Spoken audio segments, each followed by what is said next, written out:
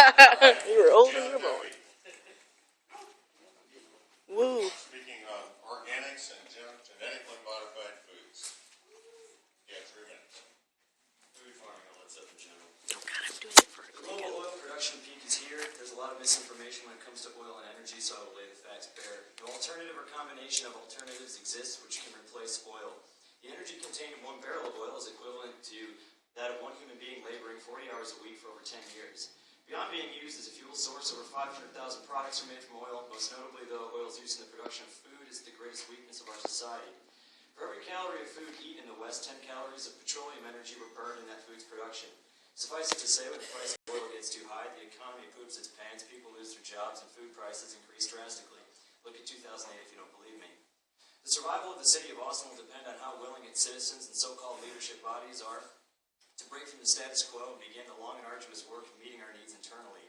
The great paradox of our time is that the vast majority of American farmers are over the age of 60, and few too young people are stepping up to replace them, despite the over 20% unemployment rate of those between 18 and 25.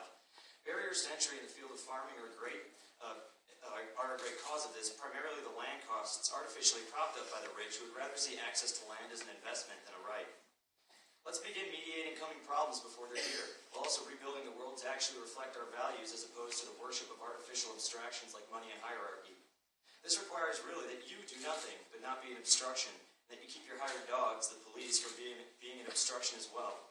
I know as politicians your loyalties lie to an imagined future of progress, constantly selling a better tomorrow where all people will see increases in their consumption habits. To you, the future of Austin is more skyscrapers of glass where khaki Mercedes owners can sequester themselves in a tomb of surround sound and Xanax. That future is just another myth. Decline is here.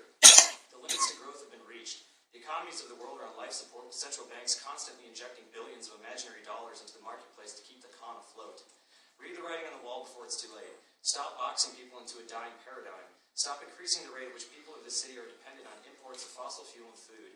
Stop development, stop laying concrete, stop building dams, stop increasing our exposure to water shortage and drought, stop criminalizing poverty.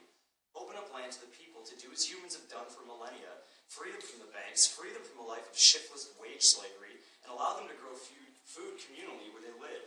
Plant local fruit and nut trees everywhere, grant land, empty commercial real estate, and abandon structures to co-ops for food production, residence, and community activity. Shift city efforts away from capitalist enterprise and towards community self-sufficiency. And stop stopping the people who are actively doing this.